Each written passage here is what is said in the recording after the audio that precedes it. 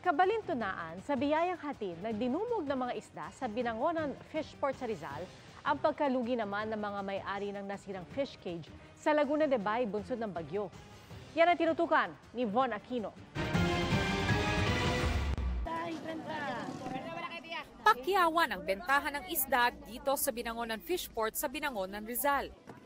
Mura kasi ang mga isda rito. 80 pesos per kilo ang malalaking bangus, habang 25 to 30 pesos per kilo ang maliliit, 40 pesos per kilo ang tilapia, at 30 to 40 pesos per kilo ang mga naglalakihang maya-maya na ito. Dahil sa pagkasira ng mga fish cage doon sa Laguna de Bay, ganito na raw karaming mga isda. Yun nahuhuli ng mga mangingisda simula pa noong Miyerkules. Kabila nga doon sa kanilang mga nahuhuli, itong maliliit na bangus na kung tutuusin, kung nasa loob ito ng fish cage, ay hindi pa panahon para hanguin. Yung mga iba po, bumaligtad po ang lambat, kaya mga naglusutan. Pagkatapos po ng bagyo, tsaka po kami lumalaot. Kasi po nasisira yung ibang pispan, malabas yung bangus.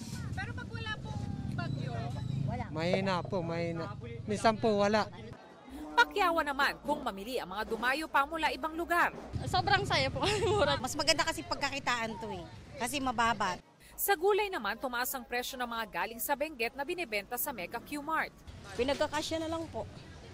May okasyon lang po kasi. Yung retail talagang matumal. Ang baboy na natili ang presyo habang ang manok tumaas ng 10 piso kada kilo.